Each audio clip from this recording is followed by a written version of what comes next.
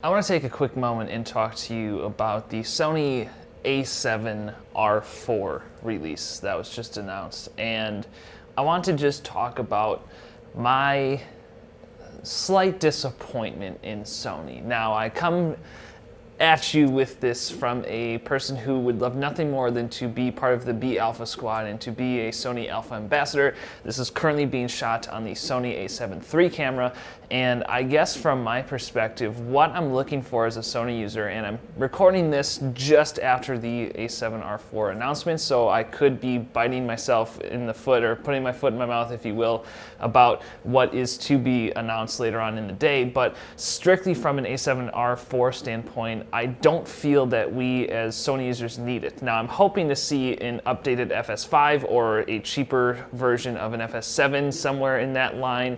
I'm not really at the point where I can spend $8,000 or $9,000 on the FS7, whereas the FS5 just doesn't have all of the features that I'm looking for: 4K, 60, 1080, 120, not burst mode, things like that.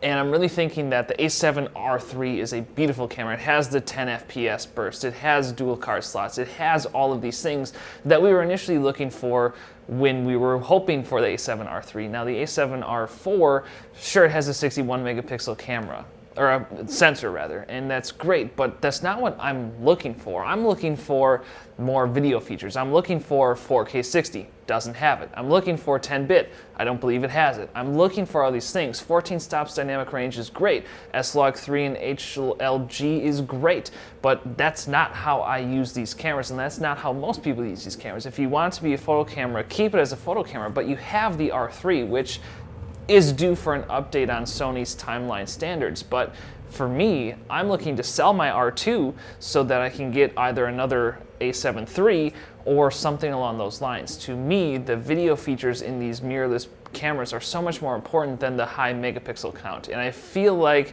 Sony is alienating their user base with the R4, which again, it is due for an update, and I do understand that. But for me personally, I'm hoping for more of the A65 successor, which we still can see at the end of the day. And truthfully, you know, even a A9 II, I feel like, is a better option, even though it's for even fewer users than the A7R4 is.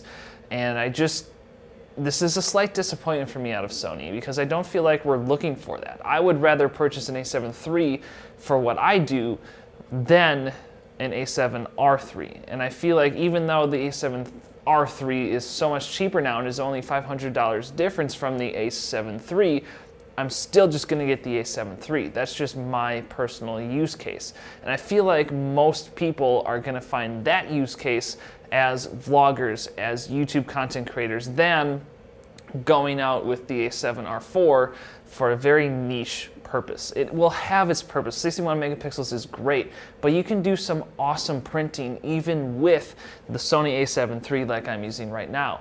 And I have in the past, and it's worked beautifully. And I just don't feel like I need those features that the A7R4 is promising. Now, what I'm hoping to then see in the future is that the A7 IV, the update to the A7 III that I'm using, is going to be 4K 60, 10-bit internal. I think that what they're also doing is setting themselves up to make the A7 IV even better, which I'm really, really hoping is the case. So hope you're enjoying the Sony announcements so far. Leave your thoughts and comments in the thoughts section below that like button. I'd love to hear your thoughts. Again, I'm recording this strictly after the A7R4 announcement, so a lot of what I said or didn't say is because of that. So I'm just excited to hear your thoughts on the A7R4 specifically and what you're hoping to see from Sony in the future. Thanks so much for watching, and until next time, I will see you on the internet.